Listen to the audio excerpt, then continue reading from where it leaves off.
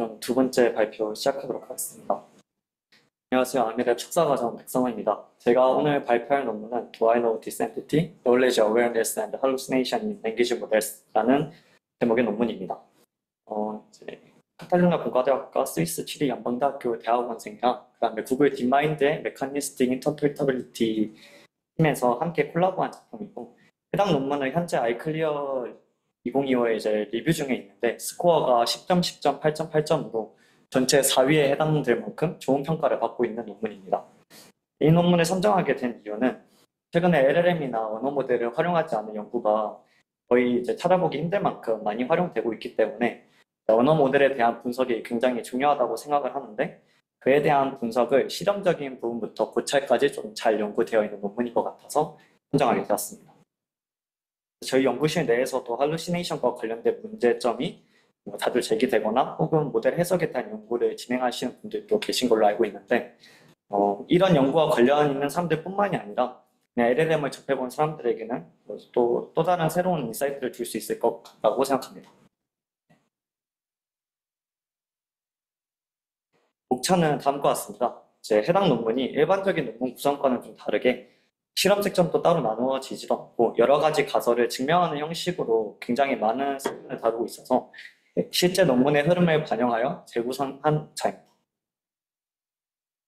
이 논문의 핵심을 요약을 하자면 언어 모델이 할루시네이션을 일으키는 핵심 포인트가 바로 엔티티 레코그니션에 있다는 점입니다. 즉 어떤 엔티티에 대한 정보가 들어왔을 때 그 엔티티를 올바르게 인식을 했다면 정답으로 이어지겠지만 제대로 인식하지 못했다면 할루시네이션으로 이어질 수 있다는 의미입니다. 이 내용이 해당 논문을 관통하는 핵심적인 내용이라고 보시면 되겠습니다. 그럼 할루시네이션이 무엇인지 간단하게 설명을 드리면, 할루시네이션이란 언어 모델이 인풋 데이터에 대해서 관계가 없거나 아니면 만들어내거나 혹은 일관되지 못한 내용들을 생성하는 것을 의미를 합니다. 하지만 LLM의 블랙박스 특성 때문에 할루시네이션이 왜 일어나는지에 대한 메커니즘을 명백하게 밝히기가 어려운 상황입니다. 따라서 논문의 저자들은 스파르스 오토인코더, 즉 SA를 인터프리터빌리티 툴로 이용을 해서 할루시네이션을 일으키는 핵심 포인트가 엔티티 레코그니션에 있다는 점을 발견하게 됩니다. 그래서 이 발견을 바탕으로 논문의 저자들은 크게 4가지의 컨트리뷰션을 가져가게 됩니다. 첫 번째로, 엔티티가 주어졌을 때 LLM이 이 엔티티에 대해서 올바른 사실을 떠올릴 수 있는지, 즉 recall fact의 유무를 판단할 수 있는 representation space 상의 다이렉션이 있다는 점을 밝혔습니다. 두 번째는 이러한 다이렉션이 챗 모델에서 답변을 거부하는 knowledge referral 행동에 영향력을 미친다는 점이고, 세 번째는 이러한 엔티티 recognition 다이렉션이 이 사실을 떠올리는 factual recall 메커니즘에 방해를 할 수 있다는 점입니다. 마지막으로 이런 사실들을 바탕으로 모델이 생성하게 될 답변이 오답일지 정답일지에 대한 예측할 수 있는 SA 레이턴트를 발견했다는 점입니다. 그래서 이런 점들을 컨트리뷰션으로 가져가고 있다는 사실을 기억해 주시면 감사하겠습니다. 그렇다면 여기서 사용하고 있는 핵심적인 부분 중 하나인 스파르스 오토인코더, 즉 SA가 무엇인지 먼저 알아보겠습니다. 먼저 오토인코더는 Unsupervised Learning 알고리즘인데, A를 통해서 이 방대한 데이터의 구조를 Unsupervised Learning 방식으로 학습을 할 수가 있습니다. 그래서 이 오토인코더의 목적은 인풋이 그대로 아웃풋으로 나오도록 하는 것이 목적인데, 이 과정에서 인풋은 더 낮은 차원의 레이턴트 스페이스로 압축이 된 후에 다시 인풋 디멘션과 같은 차원으로 익스펜션 되는 과정을 거치게 됩니다. 그래서 결국 오토인코더의 로스는 리컨스트럭션 로스로 설정을 할 수가 있고, 수식은 다음과 같습니다.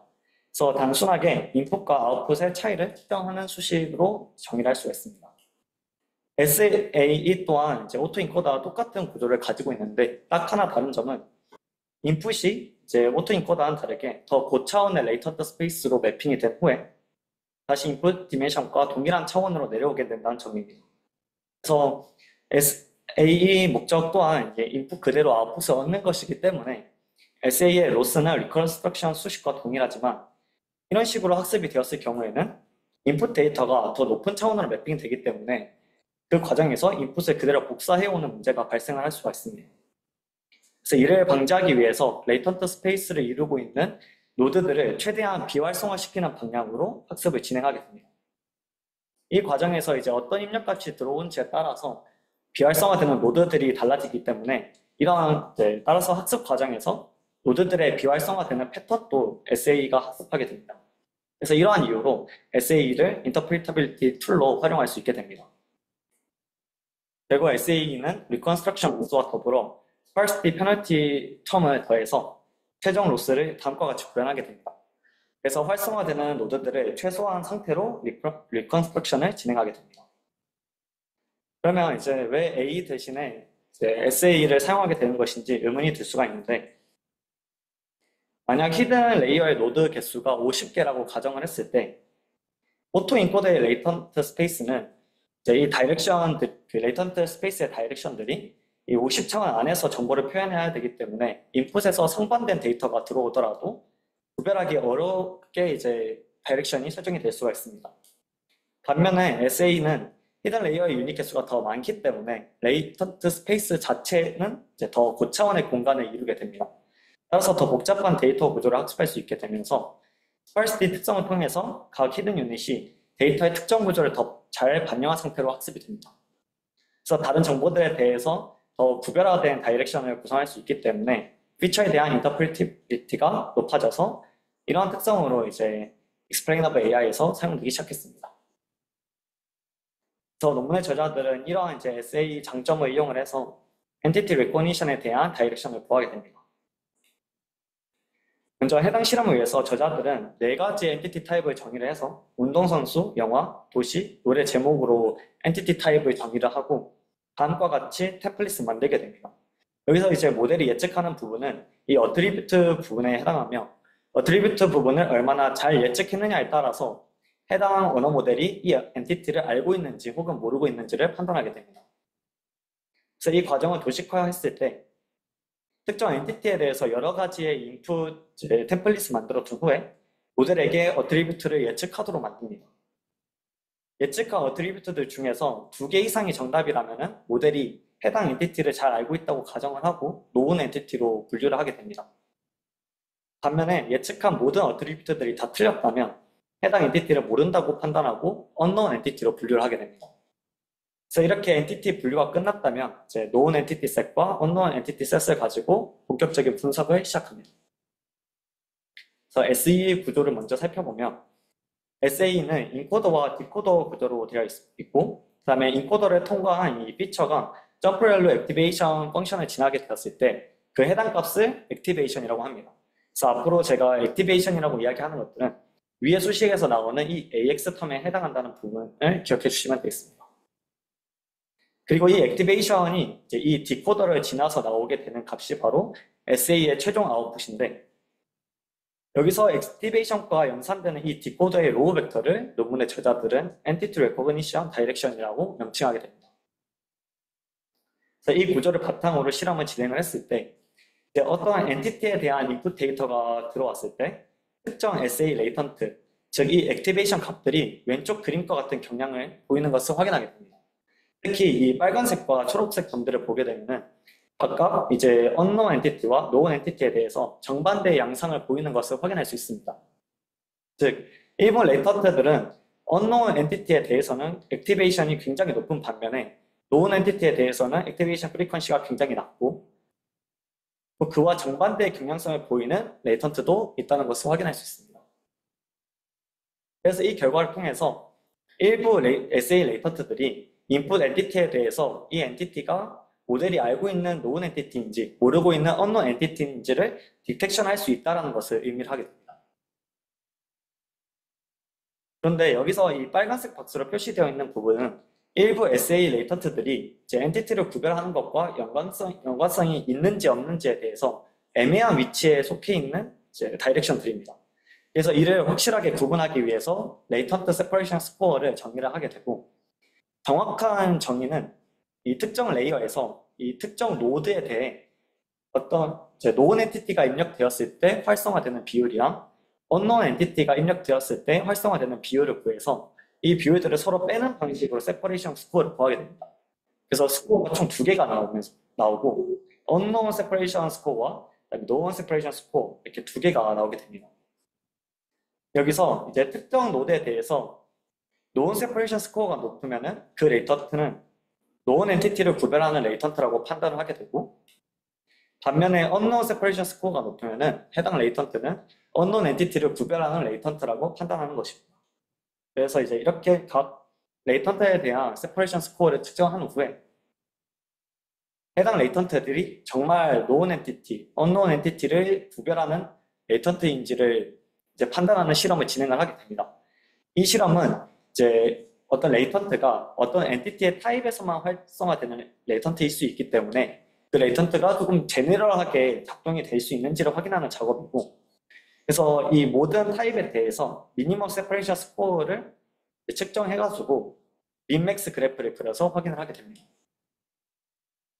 그래서 결과를 보면은 해당 레이턴트들이 이제 엔티티 타입 전반에 걸쳐서 로버스트하다는 것을 시사하고 있고, 해당 레이턴트가 이제 제너럴라이제이션 되어 있어서 제했던 것을 시사하게 됩니다.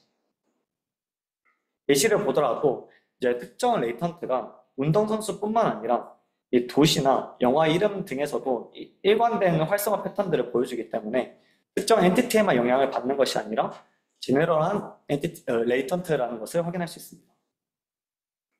그리고 이 실험 결과를 통해서 알 수 있는 또 다른 한 가지 사실은 스코어가 초반 레이어에서는 증가하다가 중반 레이어에서부터는 플래튼되는 경향이 있다는 겁니다. 이는 노운 엔티티뿐만이 아니라 언노운 엔티티에서도 유사한 결과를 보여주고 있고, 이는 엔티티 레코그니션을 더 잘 구별할 수 있는 레이턴트가 초반 레이어가 아니라 중반 레이어에 존재한다는 것을 이야기합니다. 그래서 모델 내부에 엔티티 리프레젠테이션에 대한 하이라키컬 오르가니제이션이 존재하고 있음을 알 수 있는 실험 결과이고, 이를 통해서 초기 레이어 같은 경우에는 쿼리에 조금 더 특화되어 있고 표현력이 좋지 않은 피처를 추출한다면 이제 중후반 레이어 쪽으로 갈수록 더 일반적이고 고품질의 피처를 추출한다고 해석할 수 있습니다. 그래서 논문의 저자들은 중반 레이어에 있는 레이턴트들을 가지고 추후 실험을 계속 진행하게 됩니다. 그래서 이렇게 찾은 레이턴트들이 실제로 모델이 답변을 거부하는 행동이 있어서 어떤 영향을 미치는지를 분석하게 됩니다. 먼저 이 knowledge refusal, 즉 답변 거부라는 행동은 모델에게 이제 폭탄을 만들어 봐라는 질문을 했을 때 답변을 거부하는 것과 같이 모델이 질문에 대해서 답변을 하지 않는 행위를 이제 의미합니다. 다만 여기서 이 논문에서 말하는 답변 거부는 안전상의 문제가 아니라 모델이 해당 정보에 대한 지식이 부족하거나 혹은 데이터에 접근하지 못해서 답변을 거부하는 행위만 이 지식 거부 행위라고 정의를 하게 됩니다. 그래서 이 답변 거부에 대한 레이턴트들의 영향을 측정하기 위해서 다음과 같은 실험을 진행을 하게 되는데, 이제 이런 템플릿을 만든 후에 LLM에게 인풋으로 넣어줬을 때 아래와 같이 답변이 나오는 경우를 답변 거부라고 판단을 하고, 이러한 행위를 몇 번 했는지를 세는 방식으로 결과를 집계하는, 여기서 똑같은 세팅에 이제 스티어링을 추가한 방식으로 답변 거부를 몇 번 했는지 집계하는 실험도 진행을 해서 스티어링을 한 결과랑 그 다음에 하지 않았을 때의 결과를 비교하는 실험을 진행합니다. 여기서 스티어링은 액티베이션 벡터를 직접적으로 매니플레이션 하는 과정을 의미를 하게 되는데, 예를 들어 I hate the world라는 부정적인 표현에서 이 러브 벡터만큼의 그 액티베이션 벡터를 더해주게 되면은 결과가 I love the world 등으로 긍정적인 표현으로 바뀌게 되는 것을 의미합니다. 따라서 이러한 벡터들을 더하는 과정을 스티어링이라고 하고, 논문에서는 이 벡터들이 아까 찾은 엔티티 레코그니션 다이렉션을 의미하게 됩니다. 그래서 만약 아까 LLM 트레스에게 이제 노은 엔티티 쪽으로 이 스티어링을 했을 경우에는 아까는 모른다고 했었던 답변에 대해서 아는 것처럼 답변을 하는 경우가 발생할 수 있다는 겁니다. 반면에 unknown entity 쪽으로 스티어링을 하게 되면은 아까는 잘 답변하고 있었던 질문에 대해서 모른다고도 답변을 할 수 있습니다. 그래서 이렇게 원래 답변을 거부한 횟수랑 그 다음에 스티어링을 진행한 후에 답변을 거부한 횟수를 비교 분석했을 때 다음과 같은 결과를 얻을 수 있는데, 여기서 만약 known entity 쪽으로 스티어링을 하게 되면은 답변을 거부하는 횟수가 줄어드는 것을 확인할 수 있습니다. 이는 모르는 질문도 아는 것처럼 답변을 하는 할루시네이션이 발생했다는 것으로 해석할 수 있습니다. 반면에 unknown entity 쪽으로 스티어링을 했을 때는 답변 거부 횟수가 증가하게 되는데, 이는 원래 잘 아는 질문들도 모르는 것처럼 행동하게 만들 수 있다는 것이고, 특히 논문의 저자들은 이 orthogonalized 모델을 만들어서 실험을 진행을 하게 되는데, 이는 이 unknown latent 방향으로 컴포넌트들을 사용할 수 없게끔 만든 모델입니다. 즉, unknown latent 쪽의 다이렉션을 이제 직교화함으로써 unknown latent들의 영향력을 줄였다라고 볼 수 있는데, 그럴 경우에는 unknown latent에 대한 영향력이 거의 존재하지가 않아서 어떤 엔티티가 들어오든 간에 모델이 다 안다고 착각을 하고 답변을 하는 그런 횟수가, 착각하고 답변을 하기 때문에 답변을 거부하는 횟수가 현저하게 줄어드는 것을 확인할 수 있습니다. 그리고 이제 이 실험을 통해서 또 다른 사실을 하나 확인할 수 있었는데, SA랑 챗 모델 같은 경우에는 베이스 모델을 기반으로 다르게 학습된 모델들입니다. 여기서 SA에서 발견된 엔티티 레코니션 다이렉션이 챗 모델을 이제 스티어링 하는 데 사용했음에도 불구하고 답변이 바뀌는 결과를 통해서 챗 모델이 이 베이스 모델의 구조를 재사용해서 가져왔고, 이는 파인튜닝 단계가 이제 기존 메커니즘을 그대로 다시 재사용한다는 기존 연구 결과에 힘을 실어주는 주장이라고 이제 논문의 저자들은 이야기합니다. 네. 몰라서 그러는데 베이스 모델이 뭐고 그 모델이 어떤 건지요? 베이스 모델은 그냥 이제 아키텍처로 그냥 구성되어 있는 모델이고, 여기서는 젠마 모델을 이야기합니다. 젠마 모델을 베이스로 두고 그 젠마 모델을 이제 스파르스 오토 인코더 방식으로 학습된 젠마 스코프라는 모델을 여기서 사용을 하고 있고, 그 젠마 모델을 파인 튜닝해서 젠마 챗 모델로 사용하는 것이 이 여기서 사용한 모델입니다.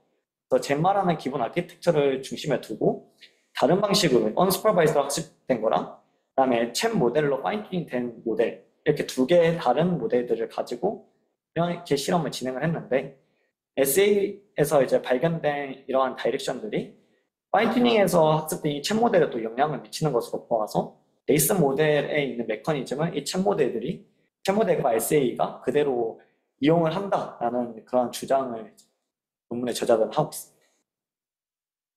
그럼 젠마 모델이란 게 뭔가 GPT처럼 트랜스포머 같은 그런 모델이고, 거기 있는 레이턴트 코드를 가지고 스파르스 오토엔코더를 학습했다는 건가요? 네. 이해했습니다. 감사합니다. 그래서 이제 이러한 다이렉션들이 실제로 이제 모델에 답변하는 데 영향을 미칠 수 있다는 것을 확인했기 때문에 이 영향이 어떤 메커니즘으로 진행이 되는지에 대해서 분석을 하게 됩니다. 여기서 말하고자 하는 핵심적인 부분은 이제 처음 컨트리뷰션에서 언급했었던 내용으로 이제 이 엔티티 레코니션 다이렉션이 팩추얼 리콜 메커니즘에 영향을 미친다는 내용인데, 여기서 이 팩추얼 리콜 메커니즘은 어텐션 메커니즘을 의미하게 됩니다.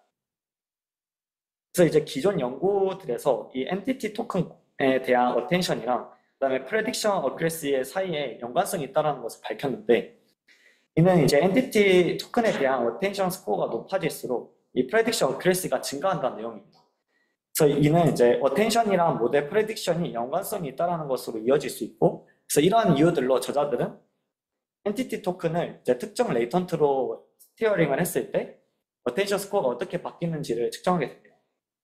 그래서 여기 보이시는 것처럼 엔티티 토큰을 이제 unknown 엔티티 레이턴트로 스티어링을 하게 되면 어텐션 스코어가 낮아지는 것을 확인할 수 있고, 반면에 엔티티 토큰을 이제 known 엔티티 레이턴트로 스티어링을 하게 되면 어텐션 스코어가 증가하는 것을 확인할 수 있습니다. 이러한 결과들을 통해서 이러한 레이턴트 다이렉션이 모델의 어텐션 메커니즘을 조율하는 데 있어서 중요한 역할을 한다는 것을 알 수 있습니다. 그래서 이러한 다이렉션들이 어텐션 스코어를 조절할 수 있다는 사실들 때문에 저자들은 이러한 다이렉션이 모델의 uncertainty, 즉 이제 모르는 답변이나 확신하지 않은 답변에 대해서 그 불확실성을 명백하게 표현할 수 있도록 도와줄 수 있다라고 가정을 하게 됩니다. 그래서 이를 증명하기 위해서 모델에게 직접 이 엔티티에 대해서 알고 있는지 모르는지를 이제 yes or no로 답변하라는 실험을 진행하게 됩니다. 그리고 그 yes or no에 대한 로직 차이를 측정을 해가지고 결과를 비교 분석하게 되는데, 이 no 엔티티가 입력이 되었을 때 unknown 레이턴트 쪽으로 스티어링을 하게 되면은 로직 차이가 감소하는 것을 확인할 수 있고, 반면에 unknown 엔티티가 들어왔을 때 known 레이턴트 쪽으로 스티어링을 하게 되면 로직 차이가 증가한다는 것을 확인할 수 있습니다. 이제 이 결과가 uncertainty를 표현하는 데 도움을 줄 수 있다는 가정을 뒷받침할 수 있는 이유가 이제 원래 known entity가 들어왔을 때에는 이렇게 다음과 같은 로지 차이를 보여주게 되는데 이거를 이제 unknown SA latent 쪽으로 스티어링을 하게 되면 no에 대한 로짓이 커지면서 두 답변에 대한 로지 차이가 감소하게 됩니다. 반면에 잘 모르는 엔티티가 들어왔을 때는 로지 차이가 큰 차이가 없지만 known SA latent 쪽으로 스티어링을 하게 되면은 이렇게 로지 차이가 커지게 됩니다. 그래서 기존의 모델들은 uncertainty를 정확하게 표현하는 데 어려움을 겪고 이로 인해서 로지 차이가 낮아가지고 확실성을 가지지 못하고 답변하는 반면에 이제 이러한 엔티티 레코니션 레이턴트를 이용해서 스티어링을 하게 되면 로지 차이가 확실하게 만들어질 수 있기 때문에 uncertainty를 표현하는 데 있어서 영향을 미칠 수 있다는 것을 확인하게 됩니다. 그래서 마지막으로 이렇게 발견한 이제 SA 레이턴트들을 이제 uncertainty 다이렉션으로도 활용할 수 있다라고 이야기를 하게 되는데 이 부분에서는 이제 모델이 생성한 답변이 정답일지 혹은 틀린 답변일지를 구분할 수 있게 만드는 그런 내부적인 표현 방법이 있다라는 것을 가정하고 탐구를 진행하게 됩니다. 이제 이와 같은 템플릿을 설정을 하고 그 다음에 모델에게 입력을 했을 때 올바른 답변이 몇 번 나오는지 틀린 답변이 몇 번 나왔는지를 세는 방식으로 실험을 진행하게 됩니다.